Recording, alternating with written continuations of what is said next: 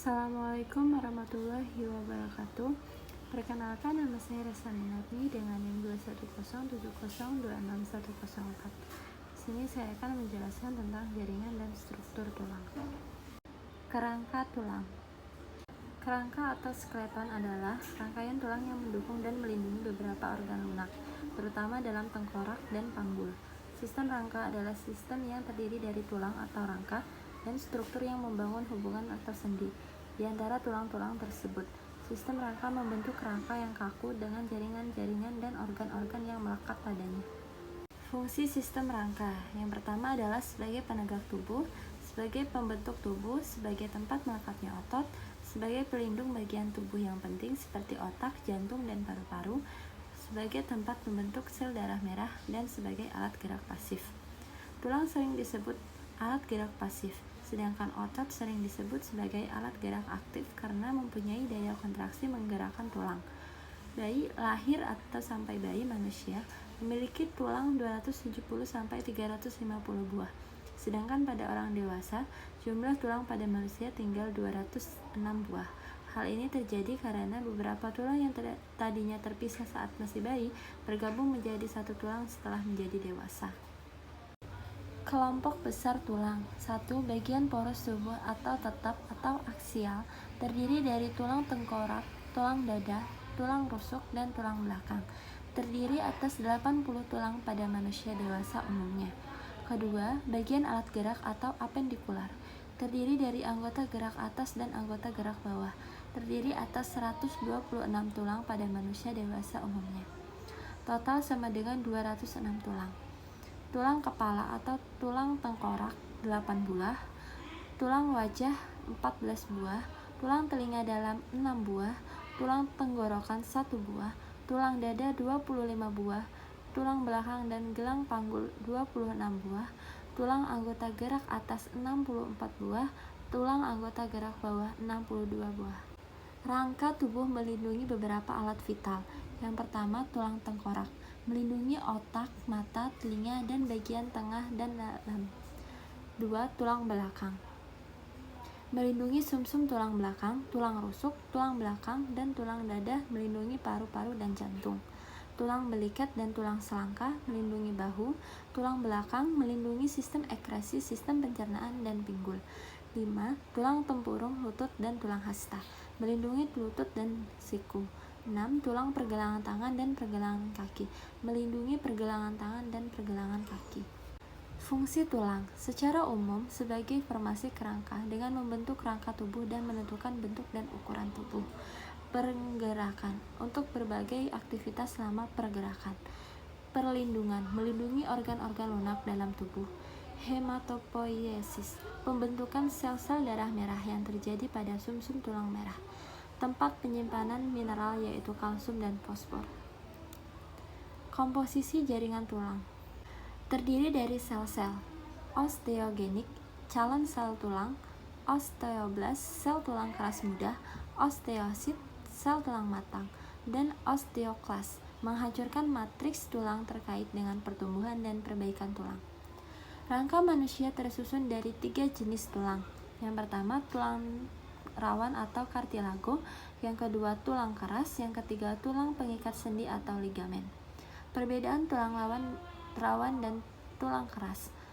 Tulang rawan banyak mengandung zat perekat dan sedikit zat kapur sehingga bersifat lentur. Contoh, tulang pada bayi atau anak kecil. Pada orang dewasa, ujung tulang rusuk, laring, trakea, bronkus, hidung, telinga, dan telinga. Tulang keras banyak mengandung zat kapur, kalsium karbonat, dan kalsium fosfat, serta sedikit zat perekat. Memiliki saluran hafes yang berisi pembuluh darah dan berfungsi memelihara kehidupan sel-sel tulang. Contoh, tulang paha, lengan, betis, dan selangka. Yang pertama, terdiri dari tulang rawan hialin, bersifat lentur serta terdiri atas sel-sel rawan yang dapat menghasilkan matriks berupa kondrin atau campuran protein atau plus polisakarida. Pada anak-anak, jaringan tulang rawan banyak mengandung zat perekat dan sedikit zat kapur. Pada orang dewasa, tulang rawan hanya terdapat pada beberapa tempat, misalnya daun telinga, hidung, antara tulang rusuk dan tulang dada, sendi-sendi tulang, antara ruas tulang belakang. Yang kedua, tulang rawan elastis. Susunan polikandrium, matriks, sel, dan lacuna tulang rawan elastis sama dengan tulang rawan hialin. Akan tetapi, serat kolagen tulang rawan elastis tidak tersebar dan nyata seperti pada tulang rawan hialin. Bentuk serat elastis bergelombang. Bila ditekan atau dibengkokkan terasa lentur dan cepat kembali ke bentuk semula. Tulang rawan elastis terdapat pada daun telinga. Yang ketiga, tulang rawan fibrosa. Matriksnya mengandung serabut kolagen kasar dan tidak teratur. Tidak pernah berdiri sendiri tetapi secara berangsur menyatu dengan tulang rawan hialin atau jaringan ikat fibrosa yang berdekatan. Terletak di perlengkatan ligamen, sambungan tulang belakang atau sambungan antar tulang. Contohnya tulang panggul, tulang tempurung lutut. Tulang keras atau osteon. Tulang yang bersifat kaku dan keras atau tidak lentur yang tersusun dari zat kapur atau kalsium dan fosfor. Tulang keras atau biasa juga disebut dengan tulang sejati merupakan alat gerak pasif yang artinya alat gerak yang dapat bergerak jika digerakkan oleh otot. Pada tulang anak banyak mengandung zat perekat sehingga mudah dilenturkan. Pada orang dewasa sedikit mengandung zat perekat, mudah rapuh dan kalau patah sembuhnya lama. Tulang keras dibedakan menjadi dua jenis. A. Tulang kompak, yaitu tulang yang matriksnya tersusun rapat dan padat mengandung zat kapur dan fosfor. Pada bagian tengah tulang kompak, contohnya tulang pipa, pada bagian tengahnya terdapat saluran pembuluh darah, pembuluh limfe, dan saraf yang dikelilingi oleh sel tulang. B. Tulang spons. Tulang spons adalah tulang yang matriksnya berongga dan tersusun oleh anyaman trabeculae, mirip dengan pecahan genting, yang pipih dan mengandung serat kolagen. Rongga yang terdapat pada tulang spons ini adalah jaringan sumsum tulang.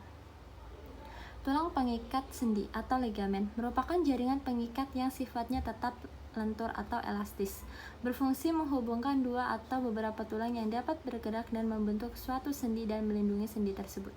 Hubungan antar tulang disebut artikulasi. Hubungan antar tulang atau artikulasi atau persendian. Sinartrosis atau sendi mati. Persendian yang tidak dapat digerakkan, misalnya hubungan antar tulang kepala. Amfiartrosis, persendian yang menggerakkan dengan gerakan yang sangat terbatas. Contoh, hubungan antara tulang rusuk dan tulang belakang diartrosis atau sendi gerak. Persendian yang paling bebas gerakannya. Semacam-macam sendi gerak. Ada sendi peluru, sendi engsel, sendi putar, sendi pelana, dan sendi luncur. Struktur mikroskopis tulang. 1. Sistem Haves. Saluran Haves yang sejajar dengan sumbu tulang. Di dalam saluran terdapat pembuluh-pembuluh darah dan saraf. 2. Lamela, lempeng tulang yang tersusun konsentris. 3. Lakuna, ruangan kecil yang terdapat di dalam lempeng-lempengan yang mengandung sel tulang yang keras dan telah mati. 4. Kanalikuli, saluran yang berfungsi menyalurkan makanan dan mengeluarkan zat sisa. Tulang menurut bentuknya. 1. Osalonga, tulang panjang atau pipa. Tulang yang berbentuk tabung, berongga, dan memanjang. Contoh, lengan atas, tulang hasta, tulang pengumpil, tulang telapak tangan, tulang ruas jari tangan, tulang selangkah, tulang paha, tulang kering, tulang betis, tulang telapak kaki, dan tulang ruas jari kaki. Yang kedua, ossa brevia atau tulang pendek. Tulang berbentuk seperti kubus atau bulat. Tulang pendek berisi sumsum merah yang berfungsi sebagai tempat pembentukan sel darah merah dan sel darah putih.